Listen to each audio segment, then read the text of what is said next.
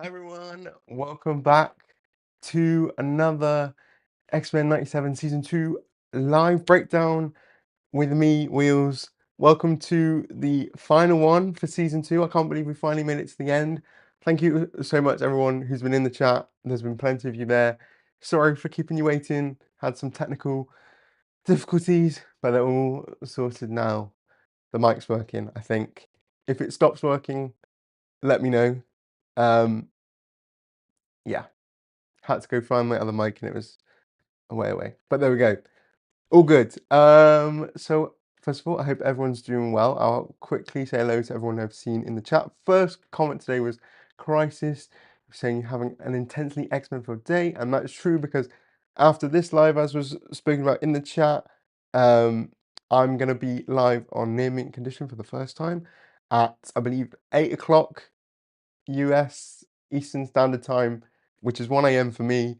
And we're going to be talking about the second half of season 2, so episode 5 to episode 9. But I wanted to do my own live stream first because it's become tradition. So thought I'm going to do my own. I guess it's kind of crazy to be doing 2 live streams on one day, particularly when it is, just so everyone is aware, it's like 30 degrees right now in the UK, which I don't know what that is in Fahrenheit, but it's just very warm. Um, so yeah, I'm very warm at the moment, but it's all good. Then Steve, you here? I'll give you the first like. Thank you. Of course, if people want to like the video, if like the stream, if you're enjoying it, please do that. We've got Karen here as well, which is good. Hi, Karen. Hope you're well. Max, you're here as well, who I'll be on the other stream with later. James, you're here as well, and Wesley as well. And nice to see you all here. So as usual, before we get into the breakdown, can everyone give me one word to describe how you feel about this episode? If there's one word to describe how you feel or how you would describe the episode, what would it be? I actually thought about this one this time. I didn't just think of it off the top of my head. I'm gonna say unsatisfying. That's how I feel about this episode, unfortunately. But unsatisfying is what I'm gonna go with. Let me know what how you felt about the episode in one word. Of course, we'll do ratings and stuff after the breakdown is done, but there is plenty to discuss because, of course, this is the season finale. But yeah, so I guess without further ado, let's get into the breakdown. As usual, I've got screenshots on one side, I'll have comic references on the other side, and yes, I can see the first words coming in. So Karen, you're saying television. That's a statement. That's, very factual there. Max is saying Banff broken, aren't we all? And that shocked me, but we'll get to that in a bit. So to start things off, first change is that both Jubilee and Sunspot were included in the title credits this time. So I think, unless anyone else thinks otherwise, I think this might be the longest title sequence we've ever had. So there was so many characters. Now back to including Sunspot and Jubilee. That was fun. Yeah, that was fun. So with that, the next thing is if I remember, and I'm looking at the other comments as well. X Factor. X Factor were the villains. Well, as we sort of knew, but they were included in the opening credits. And I do say I love this flair they have for the opening credits, and by making those changes with every episode, and it was good to see the whole of X Factor. Siren's here as well, which is kind of crazy because she was not part of X Factor in the 90s. She was part of X Force, but gotta do what you gotta do. And Val's there at the front. I gotta say, Val is kind of serving. I don't want to give her too many credits, but like she looked good in this outfit for how long she wore it. James saying episode headaches, and Karen. So I get the screenshots. Basically, there is a way if you turn off. There's a thing if you turn off on Chrome. There's a way to stop the thing that Disney does, which is like prevent screenshots. So I use that to then record the episode. I look away, I like put it on, look away, wait for it to record, and that's why I do the reaction when I do the reactions and have the video underneath and whatnot. That's how I do that. But I get the screenshots um from that. But yeah, sort of how I do it. It works just about. If there was an easier way, I would do it, but yes, that's pretty much how I do it. So yes, but so X Factor are the villains, as we all sort of guessed. Is the next one away? No, okay, boom. But of course, along with that, Cable is working alongside them with the remaining of X-Force, which is just Psylocke and Archangel, and they're working together because, as Cable likes to mention, he was raised with the belief that he would be the one to destroy Apocalypse. So I guess everything that happens in the season, we can blame on Mother Ascani. We can blame on Rachel Summers. She is the problem. I mean, she was the one that time traveled the X-Men, and the time travel was what led to Apocalypse becoming Apocalypse. So yes, she is at fault for everything in the universe, essentially. Which, you know, I love Rachel. I wish that wasn't the case, but in this universe, she is the problem. Um, but essentially, they've working together. They're on X Factor ship, and they have this like celestial energy detector, and so apparently, Apocalypse's mind emits celestial energy, so they'll know when Gambit has become um, become Apocalypse again. Because contrary to what I thought, the end of last episode, sort of Apocalypse is still in there. Well, he's still in there. I thought maybe part of Apocalypse had gone, but no, Apocalypse is still within Gambit. He's just dormant at the moment. So they're like, look, we need to take out Apocalypse before anything bad happens. And X Factor are along for the ride because, well, Apocalypse is super dangerous, but also I think Val is a bit like, I want to get rid of X Corp. Like, you've trying to outmaneuver me. Well, I'm just going to blow you up. I think that's pretty much their plan.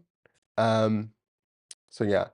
Karen saying, man, I think I heard an anecdote about showing the X-Force opening sequence at the premiere where Larry Houston was like, "See, they love it," to Brad Winderholm, as if he didn't think it was a good idea. That's crazy because I think that's one of the coolest things about like the show is that they do make changes to the costumes and things when it's relevant. Like I love that. I think the X-Force opening was like the best thing. I wish they did it for like all the episodes in that way of like when we had the Weapon X focus one. I wish we had a Weapon X title sequence as well. But yeah, I think that's one of the coolest things. I wish actually they went further and make changes for like Rogue and Jean and Scott and their title sequences. I wish they had like the X Corp uniforms in their bits because they love to change Storms back and forth between the 90s and the Cockrum outfit, but no one else. And I think that's probably just because they had animated it in season one and they're not to be like they can't be bothered, but clearly it's like, oh, we've already got this, we can keep doing that, but the rest of them, it requires them to be animated and whatnot. So yes. Spelling Ascani with two S's from now on, yes, because she is Ascani. Right, and so the rest of, well, the missing members of the X-Men that aren't on Genosha are Beast, Nightcrawler, and Rogue, who have gone all the way to the bottom of the ocean to find the remnants of ship, the celestial ship that Apocalypse discovered his power from, became his base, and then in the future gives a techno-organic arm to Cable. In the original show, ship is dropped falls into the ocean, and there's that whole bit of Beast crying when they like let Ship go. So they're here to find Ship, and Beast is all like super familial with Ship, which is funny. But essentially, they go to Ship and they're like, "Look," and they wake Ship up. They reboot Ship, which is cool. So they're like, "Look, we just saved your life, so you got to tell us how we can defeat Apocalypse." And Ship is like, "Well, you got to go into this celestial shrine," she calls it. And so it's essentially where that celestial life seed, death seed, apocalypse seed, whatever, appeared to N7 before he became Apocalypse. So that opens, and so Rogue decides to go inside, and it's burning her skin off. Very much felt to me like it felt a bit of a reference to X-Men: The Last Stand, where Wolverine's clothes and his skin is being ripped off by Dark Phoenix, but not his trousers. His trousers stayed on perfectly. So kind of reminded me of that. But she's going in there. Also, Ship said, be prepared to not come out the same. Once you go in there, you're not coming out the same, which is ominous, very scary. I was then starting to get a bit worried that maybe Rogue was going to die. I thought, oh my gosh, wouldn't that be something if they kill Rogue to bring back Gambit? I think that's something she would do. Um, but yeah. Meanwhile, back at X Corp on Genosha, um, they've got this entire EMP field around X Corp, and isn't it crazy to just be like, this whole battle is happening on Genosha? Like, we're in the ruins of Genosha, and I still think that's such a crazy idea for X Corp to be based in Genosha of all places. But yeah, this is happening on the grave of Genosha, and X Corp, X Factor arrive, and they've got their own helicarrier, um, and she basically patches in, and all the other X-Men are there: Storm, Forge, Wolverine, Morph, all the characters that have not been really involved in this season. Everyone's here, and Valerie's like, "Look, it's not. We're gonna have to take Gambit, because he's not Gambit anymore. He's Apocalypse." And Charles is like, "No, no, that's Remy LeBeau," and like, yeah, yeah, yeah. And like, I can see the argument. I can see the argument as to why they would think that. Also, I took a screenshot of this moment here because very much gave the impression that Val is like Nick Fury. This is very much like the helicarrier station area. So she's in her Nick Fury bag for the moment. Not for much longer, but she's involved. Also, then we get our first glimpse of the Sentinel One. The one Sentinels, the ONE Sentinels, which which is so interesting to pull. I remember saying it was a guess of mine in the trailer if these Sentinels were the ONE Sentinels, but they are. I didn't manage to get a screenshot, but on the shoulders of those like men, they do have an ONE, so it literally is the Office of National Emergency. What maybe that's like X Factor's what X Factor is being run out of the Office of National Emergency, but it's just not named in the show, which is a bit like, oh, if you're gonna do it, go all the way, right? So yeah, and obviously in the comics, the Office of National Emergency was created. I want to say it was created just post House of M, the decimation, and Valerie Cooper was running that, and so they created the ONE Sentinels, which are human manned Sentinels that then went onto the grounds of the X Mansion and basically kept everyone there, which was so depressing for Val.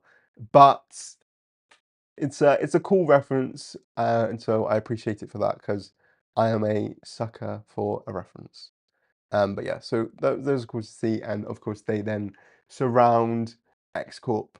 Kind of crazy though, like clearly Cable is so like hell bent on killing Apocalypse. Like he does not care that that they're basically sicking a bunch of Sentinels on other mutants. Like that's not his fight. He's just like, I'm here to get Apocalypse. I don't care about the rest. So yeah, I think that's yes. Ooh, spoilers. Not spoilers, but um, so that's happening there. Meanwhile, Rogue is talking to Ison the Celestial, and Ison's like, "What are you doing here? You're not supposed to be here." And she's like, "I'm here to save Remy LeBeau," and Ison's like, "No, like Apocalypse is like serves a purpose. There is no life doesn't continue without death, essentially." And she's like, "Oh well, I want to save him, and because I love him." And also she Eson, even I remember when we talked about this last week, I was like, "Oh my god!" But now like Rogue is partly powered by celestial energy. She's got Kandra inside her essentially. Um, and so, but we don't have to worry because Eson just wipes that away. So sorry, Kandra slash Genesis, you're gone, girl. Um, so that's dealt with. And then Rogue is it made me laugh a bit when Rogue just like tries to punch Eson, like, oh god, you really are a flying brick, aren't you? Um, so she tries to punch Eson, doesn't work, and the skin continues to get ripped off her body, which is just quite, as Max you said, it was quite gory, and I wasn't expecting it to be like that. Clearly, Carol's powers don't work, aren't the best defense um, against Celestials. I was going to say Eternals then, but Eson is essentially like, right, well, you can, I will give this to you if you sacrifice yourself. And so she's like, yes, of course, I'd do anything to save Remy. So she's willing to sacrifice herself for one final fight. And then she gets consumed by this crystal. I realize it's different colors though to the red, like the way Apocalypse was covered was in red, and this is more purple. So I wonder if this is like there's a slight difference, and Apocalypse was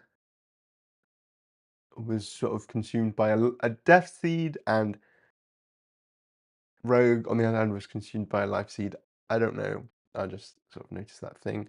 Um, Everyone thank Chloe Zhao for these scenes. Yes. Oh, I the Celestials are in this quite a bit, which I mean makes sense for Apocalypse, but like I don't think we'd have all this if Eternals didn't happen. So then Rogue comes out of the Celestial Chamber thing and has this brand new outfit. And this is when I started to go, because for me, I really enjoyed X-Men 97 because it's like adapted X-Men storylines into the canon of the show, sort of thing. And for the most part, done it well. At least in season one, I thought most of it was done well, and I could appreciate it, even if there were times I was like, I could appreciate how they were adapting things. And this was the moment when I was like, huh? Like, this does not happen. This has never happened. This does not happen. I've never seen Rogue in an outfit like this. Um, but okay.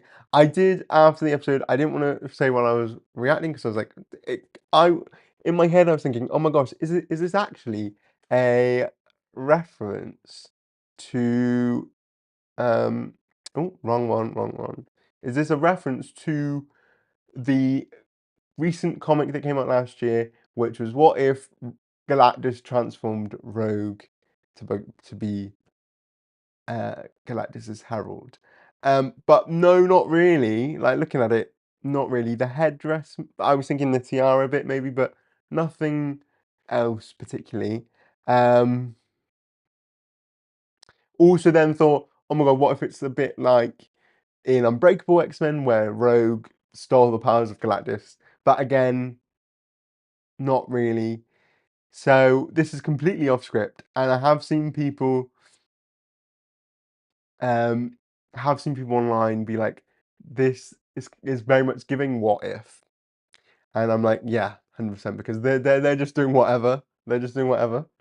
But you know, it is what it is. So Rogue is now what I'm just gonna say, Celestial Rogue, um, and I mean, Beast and Kurt look a little concerned, and I for a second thought she was gonna be a bit more like removed. I thought she was gonna be a bit more godly, but no, she's like, "Oh, thank you, Elf, for keeping the faith." But they look a bit concerned. Um, and then Kurt has the realization. He's like, "I remember Ship saying that there has to be a sacrifice," and that's where we leave that. Um, we go back to X-Corp, and of course, at the moment, Gambit is sleeping peacefully. Um, and another thing I'll say is and I spoke about this last episode, I really thought they were going to do a psychic rescue of sorts. I thought that's where we were going because Apocalypse said, um, Apocalypse said that, no, not Apocalypse, Charles said that Gambit needed rescuing before it was too late or whatever. Had a line and it made me think, psychic rescue. I still think that would have been really cool. Like if it was Charles and Jean, and we could have still had X Factor and X Force attacking, but then we'd have Charles and Jean doing something interesting. I mean, I'd still be a bit mad because no Emma Frost, but like I thought that was something we had. Nope. So Gambit is just asleep, and that's when X Force attacks. X Force and X Factor attacks. And we finally get to see Siren. She was teased way back in the roll call teaser that came up just before the show started, but she's literally not been in any episode apart from this one. So it was kind of crazy that they just spoiled that reveal. They could have easily just not included her, and this should have been a cool surprise instead of sort of hyping it up as something more than it was. Um, as I'd mentioned earlier, I think it's a bit funny that she's a member of X Force when in the comics in the 90s, X Factor, I mean, in the comics in the 90s, Siren was a member of X Force. She does obviously eventually join X Factor, but not during the government years. In fact, during X Factor Investigations, a series that I really do love. And she is on a team with Strong Guy and Wolfsbane and Madrox, but just not this one, not working for the government. Um, so yeah, but I think in one of the Infinity comics that are coming out right now, she was like, well, because obviously in the canon of the show, Banshee is dead, so I feel like she's taking his place, and I'm assuming much like in the canon of 616, Banshee is a police officer, so it's like following in my dad's footsteps, even though Siren should have been raised by Black Tom and like be more against government rule and stuff. But there we go. But nice to see her anyway. Um, all she does is scream. I mean, it is her power, but okay. Um, so they're busy breaking into the thing, into X Corp, into the office. Then we get Storm doing summoning a tornado. She looked cool. Her and Forge were together. She summons a tornado and blows all these a, a few of the Sentinels like around, and so they all have to um, jump into their escape pods and leave their things. And we get the Storm's music for about 5 seconds, and that's it. And what I will say, I noticed when watching this episode was like it was so choppy in terms of like, right, we're doing this bit, and then we're doing this bit, and then we're doing this bit, and it felt so like just a bit very choppy. I don't know if that makes sense, but it felt like, oh, we're jumping around, but there wasn't a lot of time with any of these different fight sequences. So yeah, I just thought it was a bit jarring. Anyway, so Storm has her 5 minutes. 5 seconds even. Sorry, 5 minutes is way too much for Storm. um, then Cable has his gun and has a massive somehow summons a massive explosion through the gun that blows through the roof of the building, and he lands conveniently just next to his parents. And he's like, "I need to kill Gambit. You know, it's what I was raised to do. You know, Mother Scarni told me that." And they're both like, "Can we not do this as a family?" And he's like, "No."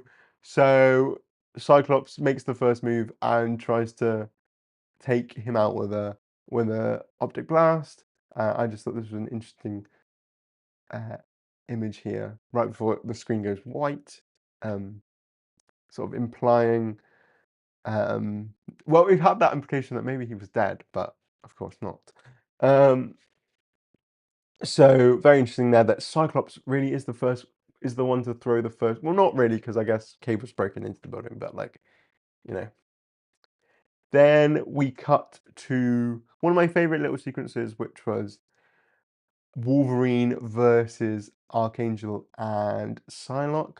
Um, and I thought here that the Wolverine, this moment here was obviously felt like a reference to them fighting in. I mean, they've got the exact outfits. Wolverine in his brown outfit, brown and tan outfit, and Archangel in his classic uh, attire during Extinction Agenda. I believe this is Uncanny X-Men 272.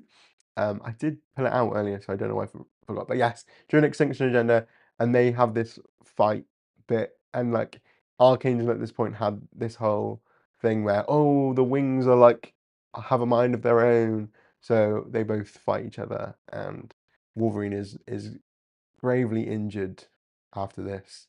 But yeah, so I thought that was a obviously this is a reference. Didn't get very far though, because it turns out that this Wolverine is actually Morph in disguise, which was fun, fun moment.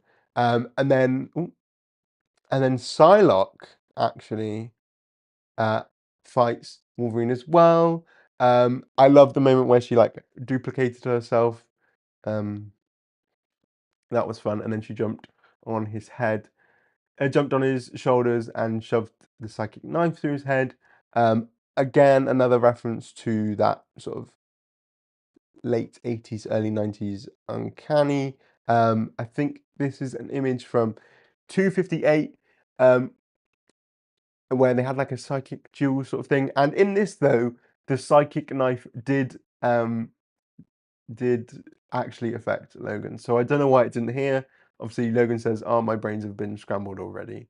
So he does nothing, and he throws Psylocke off, which I feel is a bit. I don't know if anyone has anyone seen the that there's a clip from X-Men Wolverine and the X-Men where it's Emma versus Psylocke, and Emma completely like demolishes Psylocke. It kind of had that same vibe of like, oh, Psylocke looks like the fool.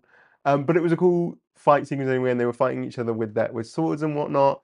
And Wolverine was like, "Oh, I didn't expect you to become a government stooge," and then she's like, "I didn't expect you to be supporting Apocalypse." So yeah, but I thought this was probably my favorite of all the fight sequences, just because it was fun and had clear references to stuff in the comics. So yeah. Um, I will say though, interesting that Morph and Wolverine are working together because, as we'll probably discuss a bit later, there was like no ramifications from episode 5 with the whole Weapon X stuff. Like you think after that, everything that happened in that episode, Morph and Wolverine would not be on speaking terms. And I know this is like this is dire stuff, right? But like we didn't we literally there was no resolution. No resolution for that either. So, um, yeah. So, right, we're done with that. Ooh, spoilers. I always forget to switch over. Um, then we have Havoc versus Jubilee in the ships. I guess it felt kind of Star Warsy. Um, and so they're like, he's trying to blow her up, which felt a bit crazy. She manages to use the flares to make one of the rockets go away. And then the other one, though, she jumps out of the plane, throws her spinning firework thing, and it leads the other rocket directly into Havoc's ship, which he manages to stop with his blast. I thought that was so fun. Again, just showing that Jubilee is cool. Uh, yeah, if Cyclops was the aura, had the like coolness redemption of in season one, I think Jubilee had it for season two, and perfectly timed with Marvel Rivals and stuff.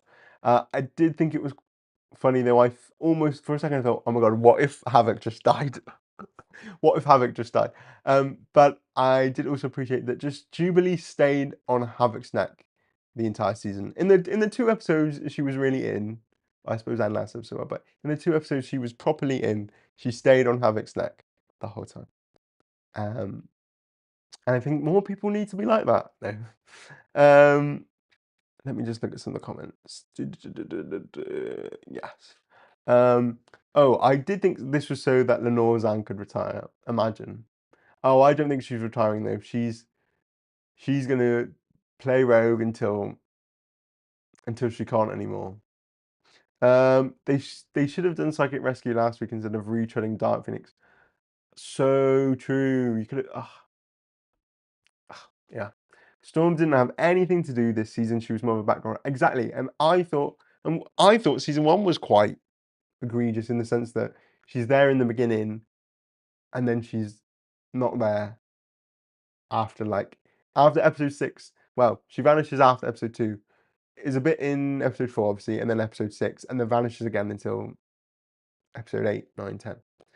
Or but and I would hope that this season was more, but I guess we really should trust our gut instinct. When on all the promotional material and all the trailers, Storm is only in the Wasteland outfit and her Cockrum design. Should have known right then that things weren't gonna be good for Storm because she was in that final battle for last episode and did 5 seconds here. The most she ever did was in episode 1.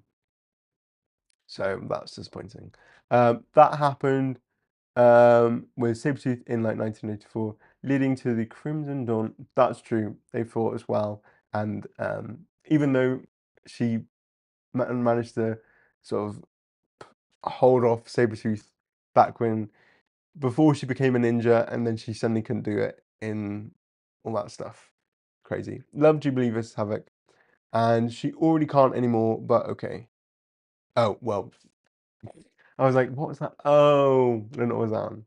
Well, I've gotten used to it. I remember when I first watched when I first started watching season 1, I was like, "She does sound older than the rest of the cast," but I got used to it. But yeah, she's just gonna keep doing it until she can't. She's got no voice left.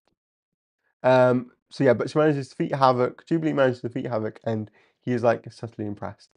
Then we get back to the rest of X Factor, who have sort of cornered Bishop and Polaris, who are guarding Gambit's body. Strong Guy's there. He's beating up Bishop, who is absorbing all the kinetic punches. And when Bishop punches Strong Guy, because they're both absorbers of energy, they're basically just not doing anything to either of them, which they know.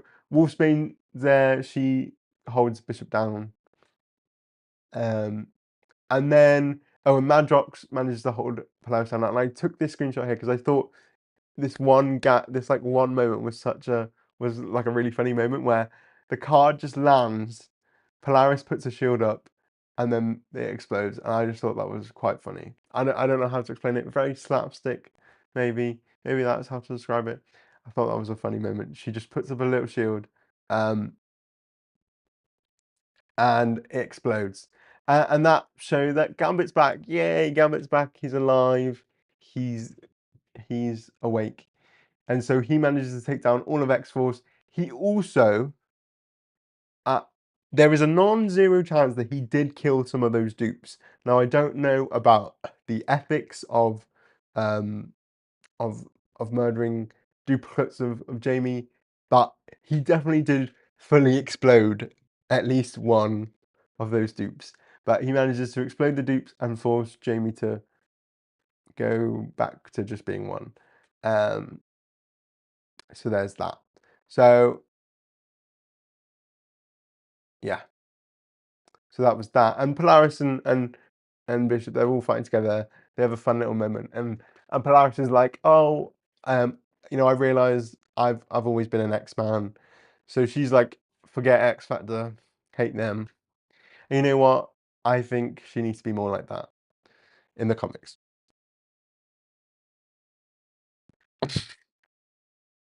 Oh, I like Bishop taking out Jemmy too. Polaris's powers look great. I'm happy Polaris took a break from oh Bipol oh Polaris took a break from getting it on to feature in this episode again. Yeah, I mean, was she in last episode? Oh, she wasn't in last episode, but episode 7, gosh, the tension between her and Bishop, crazy. Um, that was the moment I was thinking of. It was Gambit, yeah. Then Cable fights Jean and Scott. Did I take any photos? No, I didn't take any photos of the fight with Jean and Scott because it was quite tame. It was quite odd because I thought like I feel like they really powered down Jean in comparison to last season. Like not to be all power scaly, but last season she was chucking buildings, right? She was chucking buildings and and she was throwing bowling balls at Sinister at lightning speed, but here she could barely hold back 3 flash grenades and Cyclops' optic blast. And I want to say, maybe they were holding back because, of course, Cable's their son and whatnot, but it felt a bit like, well, we kind of nerfed Jean again. I do appreciate that they have changed how her powers look a little bit from last season in that she's got like these telekinetic bubbles. Um, but yeah, so Cable fights Scott and Jean. Cable also pulls off Scott's visor, which is messy behavior. And then he goes all Super Saiyan himself and like just causes a massive explosion, which like fully takes out the tower pretty much. Very much watching this. I was like, oh right, they're definitely like right. No more X Corp after this. We're going back to the school after this. So we got to take out the whole building. So he does that. Psylocke and Archangel escape. Wolverine and Morph escape as well. Oh, Morph was Dr. Octopus, by the way. Just because. Cameo Fest over there. We get Polaris protecting Bishop and Gambit from the rubble. She really is like the MVP. Every time she's in the episode, she is the MVP. As you said, Max, if she was in the previous episode, it would have been resolved in like 3 minutes tops. Yeah, she's like the new powerhouse, I suppose. Which I suppose good for Polaris. Good for Polaris. I love that we're getting more X-Men characters are getting more visibility. But every time they introduce a new character, it's like fortunately is at the expense of someone else, and that's just disappointing. Anyway, somehow though, even though Polaris is super strong, Cable manages to take Polaris and Bishop out with a few rocks, and then Charles comes out of the Cerebral chamber, um, just in time to see Cable pull a gun on Gambit, right? And this is a moment of like, oh, is he going to do it? Is he going to do it? And Charles is like, no, don't do it. But boom, he shoots Gambit right in the head.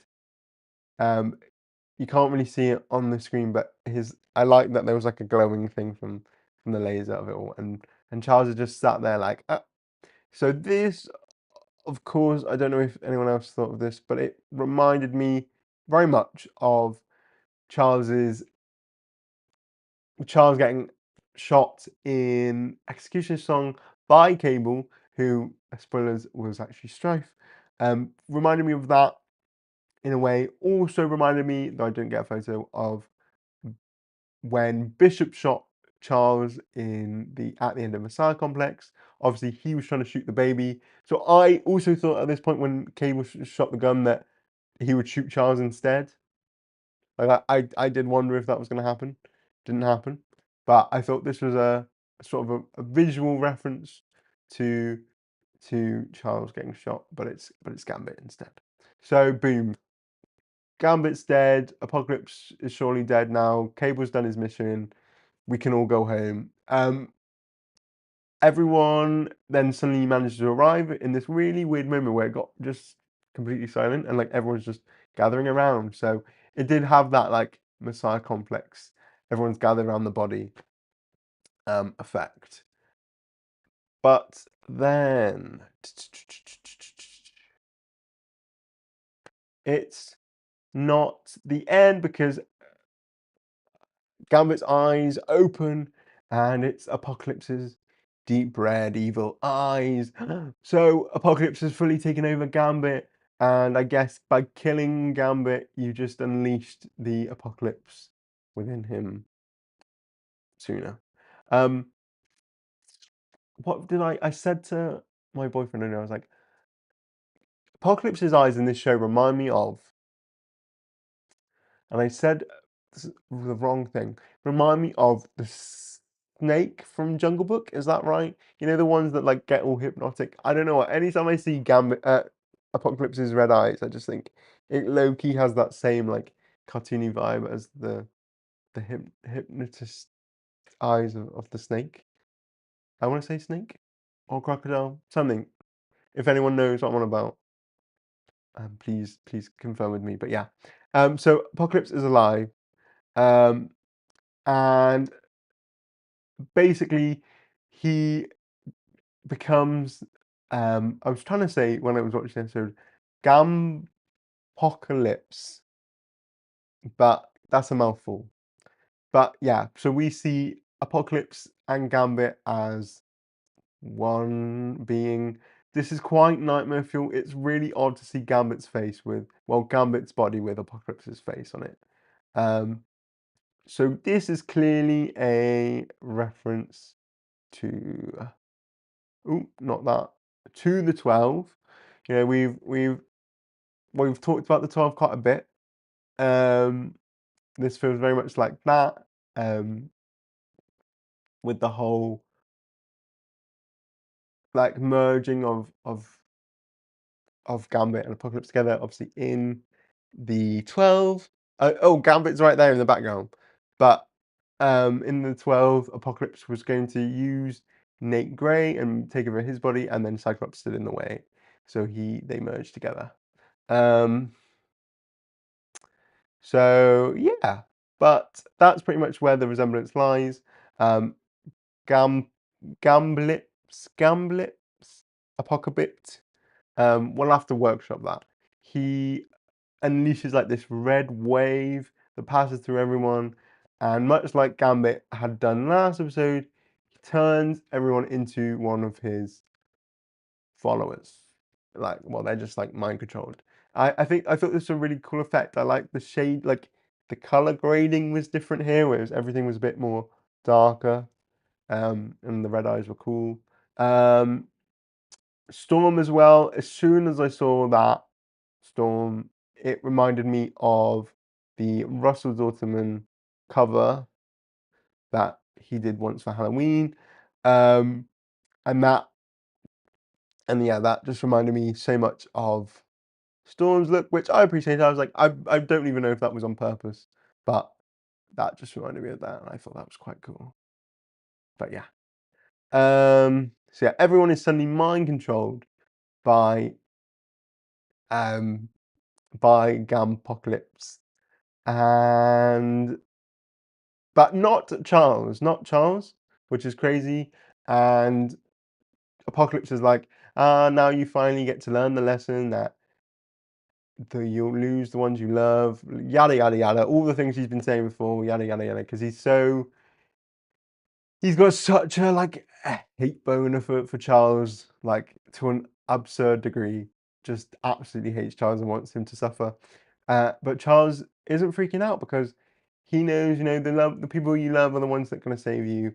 And with that, like Captain Marvel fashion, Rogue is flying from space, basically like a star, and she arrives, and her golden dust fl floods everywhere and frees everyone from the mind control that everyone was under. So that was simple, easy peasy. Um, and then, at this point, I was like, okay, Gambit, Gambit-Apocalypse, Rogue, Celestial Rogue. Boom, this is gonna be a fight, surely. We're gonna have a crazy like one-on-one, and everyone's gonna be gagged because, oh my god, it's Gambit versus Rogue, but they're both superpowers, so they don't have to hold back anything, it's gonna be crazy. Right, surely, oh my gosh, we're gonna get this big final climactic fight. No, because all Rogue like, immediately just touches Gambit's face and starts sucking the apocalypse out of him. I did like this, like, again, no problem with the visuals. I think the visuals are carrying this show on its back. But did like the flickering between Gambit and Apocalypse as she slowly sucks Apocalypse out of him. And so she has like the spirit, the essence of Apocalypse, and she condenses it down. I really thought she was just trying to crush him. But turns out she just Candrafied him,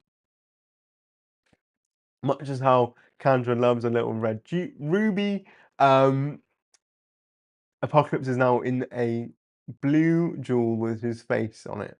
So, this, I suppose, ensures that Apocalypse could maybe come back in the future. Um, yeah. But, yeah, he's been Candrafied, and she gives it to Cable and is like, you've been carrying Apocalypse around for your life, now you get to actually do that. And I suppose that is the best bit for him. Uh, So, yeah, and that's it. So there was no big fight or anything. No massive climactic fight between Rogue and Gambit, which I think would have been fun. Nope. 2 seconds. She jumps in, she touches him, and it's over. And everyone else just stands around and watches, which is a choice. Is a choice. Choice. Something happened. Yep. Um. So with Apocalypse, Candrafied, Gambit is back to normal, and he's like, "Oh, you're always saving me." And so they have a kiss. They finally get to kiss. I mean, I know they kissed last episode, but he was like evil. So this is their first proper kiss in. I don't know. Maybe they probably kissed in the original show, right? Or was that too like adult for that show? But they have this kiss. It's like, oh, they finally reunited. But of course, Rogue has decided to sacrifice herself. Um, So, it's gonna be bittersweet. And before I forget, because I did see people mention this online as well, and I think it's a fair comparison. This is very much, speaking of the 12, very much like the end of the 12, which involved literally, oh, well, Jean, as you can see in this panel, Jean literally does the same thing. She touches the Cyclops Apocalypse g- gestalt entity and separates the two of them. So I suppose we've got more references to the 12 than we think. They're hidden amongst us. Um, so yeah, this show loves to give major moments from characters and give them to other people. But yeah, so we've got our 12 references in there, guys. Woo! We can we can be happy about that, right? Woo! So yeah. So basically, thinks she's about to die because she obviously made the choice to be sacrificed after the fight. But the power leaves her and she's back to normal. And she's like, huh? Huh? I'm not dead. And I'm like, huh? Huh? you're not dead." And then she looks over, and in the corner, she sees Beast by himself. Now, let's not forget, who was with Beast earlier? Nightcrawler. And what is Beast holding in his hands? Oh, Nightcrawler's Bible, because I guess he carries that everywhere. And why is Beast there with Nightcrawler's Bible, but without Nightcrawler? Because Kurt decided to sacrifice himself instead. Now,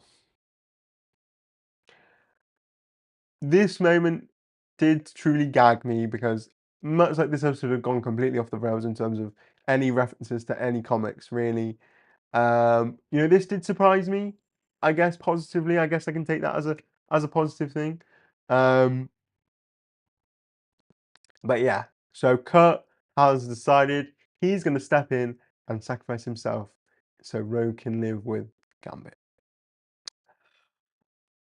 And then he has this whole speech, and because Ison's like, "Why would you do this?" And he's like, "Well, because people will grieve me, but then the seeds of a better life will be sown from my death."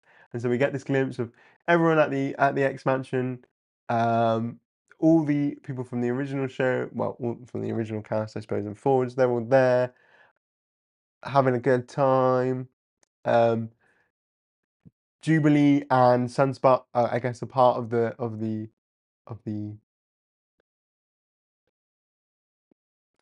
cohort now, cohort of people, and we've got Wing, who's still alive. Frankly, Danger should have killed him. He should have just died. That would have been cooler, right? Then there's Nature Girl and Beak there as well. Fun, fun, fun. Oh, that was the other thing I forgot. Oh, there was one more image I needed to get and I forgot. It's okay. Then we have Charles giving a lesson in the garden with Quentin Quire and Artie Maddox and the little girl Maggie, not Nina the Manite as we originally thought. And I'm going to assume that other girl is. I want to say it might be Oya slash Temper now. IDA, EDA. Originally was going to say maybe it's Angel Salvador, but she shouldn't have the wings. So I think that might be. Oh yeah. But then we have Bishop and Polaris having a picnic in the garden. Another comic reference to X-Men issue 8, which is when Gambit and Rogue had their own picnic. Yeah, when they had their own picnic in the park, and that was their second date. And then, funnily enough, Bishop interrupted the picnic to be like, "Gambit, you're the traitor." Ah. So that's a fun little reference. I guess our Bishop and Polaris, the Rogue and Gambit of season 3. Um, so yeah. Then of course Colossus is also there. He's busy painting, being all sad, and then we have Rogue, who still has Kurt's Bible, and she has a photo of the two of them together. And we see that Rogue and Gambit are finally reunited and happy together. Gambit's back in his crop top. Way! But yeah. And so this is all going to happen because Kurt's going to sacrifice his life. And we do have this final shot of him saying he knows he knows that this is what's going to happen because he has faith. Yes. Kind of the writing. I saw that coming a mile away because that's all he does, is talk about faith. I saw Karen say, "Is that a Batgirl shirt?" I don't know. Maybe. Let me see what other comments while we got that. I think this will make a fun toy, as in about Apocalypse Gambit. He attacks them with a flood of pink or something powerful. Never seen Scott with red eyes before. That was really shocking. Fun fact: that was the jewel the old lady carried around in the Titanic. Oh, maybe. It's been 84 years. Time to go to heaven and get him back. Well, we'll get to that. Kurt finally has got his answer. Has finally got his answer. He desires to be one with his God, I suppose. And Max, you're crying. I did think of you when that happened because I was like, oh, I know you said you loved you love Kurt and you were worried about in episode 7 because it was such a focus on him. But I will say, at the very least, this whole bit at the end made me understand episode 7 a bit more. You know, at the time I was like, how the hell does this link to anything? But I see it now. It was there to really really focus on Kurt and his faith in others, his care for his family, um, and so I understood a bit more. And I'm going to headcanon that he's also maybe doing this slightly because he feels regret over Exodus's death. So I feel like maybe he feels like this is a part of like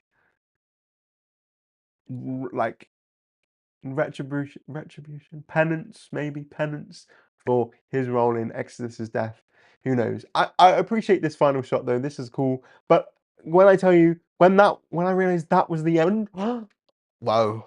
Because can we just talk about the fact that this episode, if you take out the 2-minute recap thing at the start and then the 30 seconds of credits, this episode is like 25 minutes at most.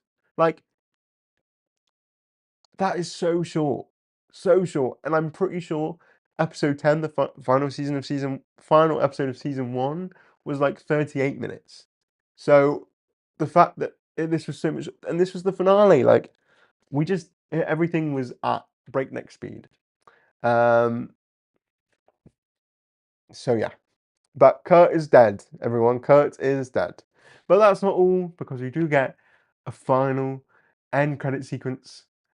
And as soon as Val Cooper appeared on that screen, I had a feeling I knew exactly what was about to happen. So important things though mentioned on this TV screen, computer screen. Could you watch the news? Could you watch a video of the news in 1997? Like, was that possible? You know what? Uh, oh, it was the anyway. Okay, because I was like, I don't know whether was the Wi-Fi strong enough? Did you have enough yeah? Because I just don't know. But there we go. Apparently you can. Thank you, Karen. But essentially, the essentially what we've learned is that Graydon Creed um, is the new president of the United States. Now, this is interesting because in the comics, Graydon Creed never got to um, be president, thank God, because he got assassinated before that. Yes. Who did he get assassinated? He got assassinated in X Factor 130. I did have the cover in a previous episode, but I'm gonna go. And it was major mystery on who killed Graydon because Mystique was arrested beforehand by Valerie Cooper, so it couldn't have been her. And I think originally Scott Lobdell wanted it to be the Ascani, but then in the 2001 series X-Men Forever, which for some reason is not on Marvel Unlimited. I don't know why that's not been sorted. But in the X-Men Forever series from 2001, which involved a bunch of different X-Men characters traveling back in time because of Ship doing this whole time travel thing, it's a lot. Essentially, it turns out that it was actually Mystique because when she had come from the future into her past self, she set up um, she set up like a timer on this laser gun. So it did actually turn out to be Mystique. So yeah, important, I guess, setup for season 3. And then we get to see that Valerie Cooper is looking at the folder of Mystique. Now it says here she's got the alias of Raven. Talks about her powers and her known associates. I think I'll point out before I forget. At the bottom, and it's been all over Twitter, so if you've looked, you've probably seen. But it does say that she's got like different aliases here: Randall C, Rebecca R, Jennifer L, and there is another Jennifer D. Of course, Rebecca R is a reference to Rebecca Romaine, who played her in the original X-Men series and in Avengers Doomsday. And Jennifer L is a reference to Jennifer Lawrence. Randall C is a reference to the person who plays Mystique, who voices Mystique in X-Men 97, Randall Carpenter. And then Jennifer Dale, I believe, is the person that voiced Mystique in the original show. So, nice little nod there to the voice actors and the people playing her. Then with the known associates, I was going to try and figure out who all of these people are. But funny enough, when I looked up, oh, wrong one. Oh, well, that was not supposed to be there. I looked up. This is the exact panel and order. So they clearly just um,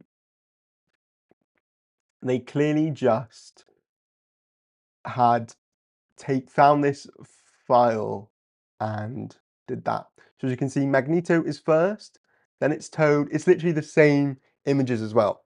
So first is Magneto, then it's Toad, then it's Quicksilver, Scarlet Witch, Mastermind, Blob, Unus. Because the last two were the ones I was struggling with. I was like, who are they? Is that Namor? And I was like, who is that? Who is this woman with the long hair? Is that like a scar? Like, I couldn't tell. But as soon as I saw this image, I was like, oh my gosh, they literally did just take it from I'm assuming this is from a handbook. And so it's Unus and Lorelei. I don't think Lorelai's ever been in the original animated show, but fun reference there. I don't know whether Destiny is the Blacked Out Square. I'm going to be fuming if it's not, if Destiny is not um, if Destiny is not in the show in like season 3, I'm gonna be fuming. I'm gonna be fuming. Fuming. And you're right, Aaron, it's not even the right Brotherhood, so who knows? But fun little reference anyway, and I was so pleased when I saw this and I was like, it's the same images, because that made it so much easier. Let me just go back to the comments. We were talking about Wi-Fi, weren't we? Internet, sorry. Yes, there was no Wi-Fi back in the 90s and the early 2000s. I think my family still had dial-up until like 2000 and something. So I was alive for dial-up still, and I remember more vividly the days of when you could only get a certain amount of Wi-Fi a month, like 100 gigabytes of, sort of like with mobile data, but like for the Wi-Fi. And I remember 1 month I was watching YouTube videos too many. This was like 2012 or something, and I used up all the Wi-Fi. So I do remember the days of like not unlimited Wi-Fi. But yeah, sorry, dial-up, not Wi-Fi, because it was all plugged in then and unwired. So yeah. But yeah, so Val Cooper is looking at Mystique's file for some reason, and then, oh, wrong thing. Then who walks through the door but Valerie Cooper? What? There's two Valerie Coopers. What is going on? Um, And then the Valerie Cooper sat down, shoots the Valerie Cooper that stood up, and then we get that glorious reveal that it is actually Mystique. And she says that in the file it says that she is a threat to the United States government. And she's like, well, and she just agrees with that and then shoots Valerie and transforms into Valerie Cooper herself. So Valerie Cooper is dead. I'm assuming she's dead. Maybe she's not dead, but this show does love to kill off people. So Valerie Cooper is dead. Goodbye, Valerie. Hello, Mystique. So, that was exciting. I love that we've been thinking about this. We've been like, oh my god, is this Valerie? Is this Valerie? No, but she's Valerie now. I gotta say as well though, I really did prefer, like, Valerie was really serving in the X Factor uniform, but she's gone back to this drab uniform, and it's like, oh, but there we go. And that was the final image there. I did have other thing. Oh yes, I've got these here. So of course, there's a sort of a thing that we've seen before when Valerie was running Freedom Force. Obviously they've Mystique has played Val a few times. So that's the end of the full breakdown. That was the final screenshot. But I do have some things, I suppose, we can talk about a little bit about what we think is going to happen next. Now, we already had confirmation that the Brotherhood are going to be in season 3. I have seen that leaked clip that they showed, which involved the Brotherhood, which was Toad, Pyro, Avalanche, and Surge. Again, where is Destiny? If Destiny is not involved, I'm gonna flip the table. She deserves to be there. Deserves to be there so much. But I wonder, of course, we've already had Days of Future Past, so I don't know if that's gonna happen again, but maybe we get a Days of Future Past 2 scenario where they attack Graydon Creed instead. I feel like Graydon would have extra security though, because he knows his mum is Mystique, so like so there's that. I also wonder as well, as Karen you mentioned earlier, if we might have Nightcrawler in heaven in season 3 and whether he might come back down. Because of course, after he died in Second Coming, he was in heaven in that Amazing X-Men series, and then he realized he was like bored of heaven and he didn't feel very fulfilled, and so he came back to Earth, and his body is made of demon maggots. So maybe that will happen. Though I don't know about this because I don't know about you, but him like sacrificing himself to the Celestial feels kind of like permanent. I don't know, because he was sacrificing himself because someone needed to be sacrificed in order for Rogue to defeat Apocalypse. I feel like if he came back, then someone else would just need to be sacrificed. I feel like it feels to me quite difficult to circumnavigate that, if that makes sense. Like, I don't know, I feel like they've got themselves trapped in a loophole where everyone has to everyone has to someone has to be sacrificed in order for someone else to live, you know?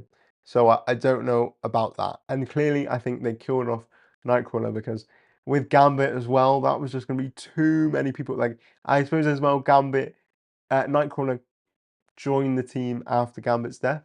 So really, he was the Gambit replacement. So now Gambit's back. We don't need Nightcrawler anymore, which is sad. I didn't expect it. Of course, it doesn't happen in the comics at all.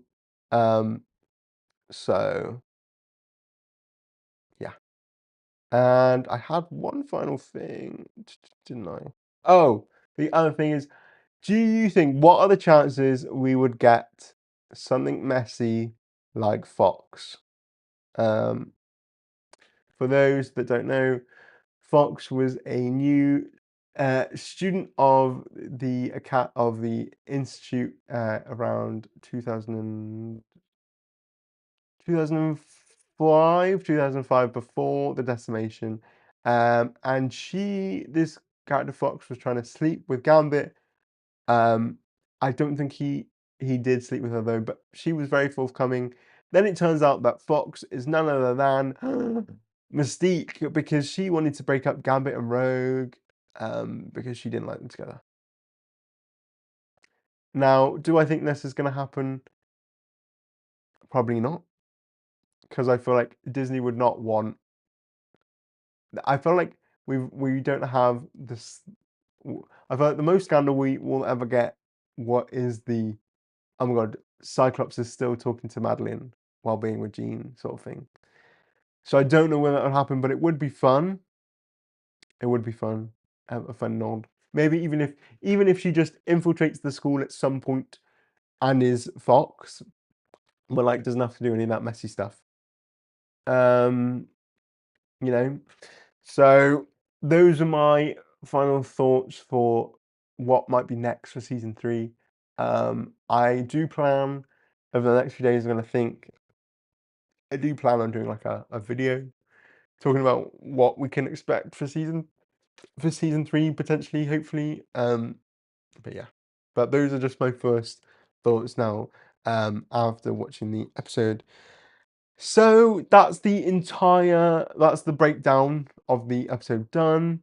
Um, can't believe it's done. I can't believe the season is done. It's only been like 6 weeks. Yes, 6 weeks, or 7 weeks. Crazy. Um, yeah. So now that we've come to the end of the episode, end of the breakdown, how would people rate this episode out of 10? Um, And Karen's saying here, I fully expect we won't be getting the deep pools anymore moving forward. Yeah, I feel like, and this episode was apparent to me, is that they're not going to do what they did before in terms of adapting storylines from the comics and making it work with that, you know? Yeah, this episode very much felt like a what if episode, and funny enough, I believe the writer who was credited like properly in the thing is a writer for What If.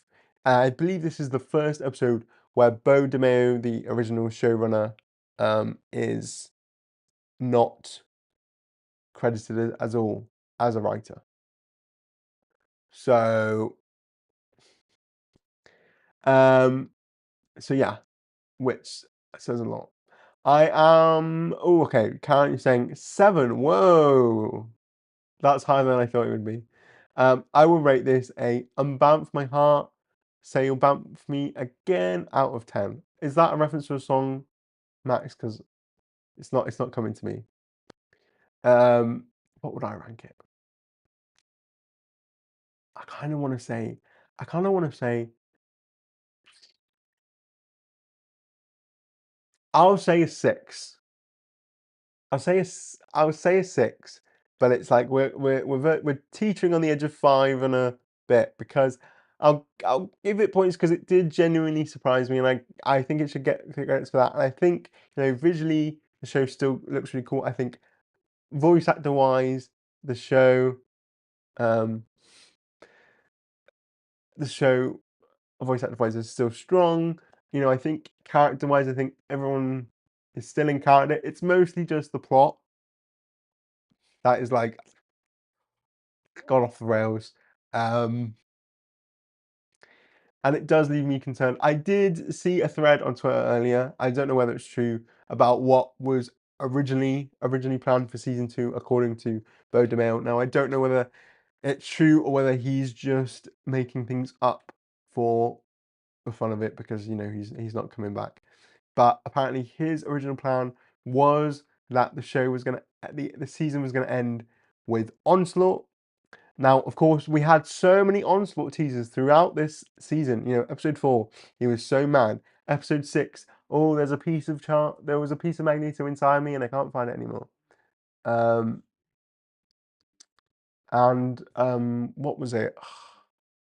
What? Oh, and like, oh, episode 8, last episode. I didn't even recognize this at first, but looking back, the when Charles is being dramatic after the Cerebra helmet falls on the floor, when he turns around, the shadows on his face are of a Magneto helmet. Like, all the teasers are there, but nothing happens. Nothing happens at all in this episode. So apparently, Beau DeMayo's original plan was that Onslaught was going to be the original finale villain, in terms of they were going to come back to the past, come back to the present. Um, Bishop was going to obtain some information somewhere that there was going to be a traitor as part of the X-Men. He's a bit unsure of Polaris, but they get closer anyway. And then and it was going to be a few more episodes than just 9. And then in the final episode or so, it was, or like the second to the last episode, it was going to be revealed that it was Charles. and Charles was going to become Onslaught, and then he would like, and like even like when everyone was mind controlled, then in this fight, in like this final episode, it felt very Onslaughty. But apparently, it was then going to have X, the X-Men, X Factor, X Force, the Avengers, everyone teaming up to fight Onslaught. And then how it was going to be resolved was that Polaris was going to go back in time to when Charles and Xavier met in that bar. And she was going to end up being the one to kill Xavier, which would then lead to the Age of Apocalypse in season 3.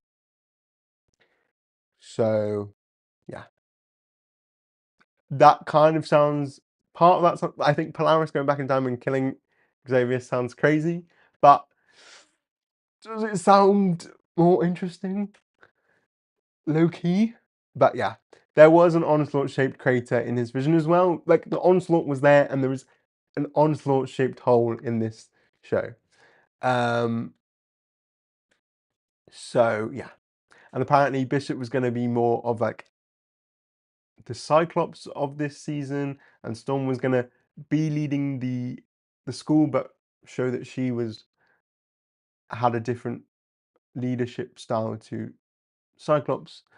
But they mostly got pushed out. So that was apparently Bodemer's original plan for this season, and it obviously got rewritten probably about halfway through, because I feel like those first 4 episodes very clearly had a way through, at least for Charles, and then I feel like the rest of the episodes have gone in another direction, which is maybe why it feels so disjointed as well. Is that I feel like we were on a train going one way, and then the train swapped tracks, and we've gone a completely different way.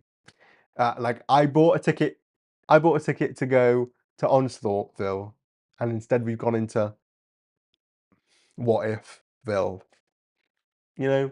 So yeah, that's the main thing there. And I suppose maybe that's why Charles does say in episode 6, I thought I had a piece of him in me, but I can't find it anymore. Maybe that was them slightly saying, "Ah, you thought it was this, well, that's gone now." So yeah. But that's pretty much it. I mean, Max and C saying yes, and "Break My Heart" by Tony Braxton. I know who Tony Braxton is. That she does that one song. Du, du, du, du. You know, the man. What's it called? He's the man. Just the man for me. Something like that. So I know who Tony Braxton is. But yeah, I think that's pretty much everything. I don't know. Has anyone in the chat got any thoughts about what they want to see from season 3? Of course, even though I'm like a bit disappointed with how the show ended, I'm still gonna watch season 3 weekly. I'll bring back the breakdowns if people want them to come back. We can do the weekly breakdowns because I've had so much fun doing these. So much easier than recording a video, editing the video, making sure the video gets out in time, because there is no way I'd be able to do that. So these are so much more fun, and it's good to just interact with people as it happens, and we can discuss different things that I've missed. So love that. Max, you want to see Nanny as in the robot Nanny, like Magneto's robot, or as in Nanny, the giant egg with lips? I wouldn't say no to either, but I would prefer the egg with lips because she's cool. Yeah. I don't know if there's anything else. Frankly, I don't know what to expect anymore. I feel like we got so much set up for season 2. Like, obviously, we had the Ascani stuff, we had the past Apocalypse stuff, had the present day stuff, and for this one, I'm like, okay, so Mystique is alive. What does that mean? Really, other than I know the Brotherhood's coming back. So, you know, I suppose there's a lot of potential to be surprised. Lots of potential to be surprised. But yeah, I don't know. I guess that's everything. I'm just trying to think if I've got any final thoughts for the season. I suppose thinking back, I think this season as a whole could be best described as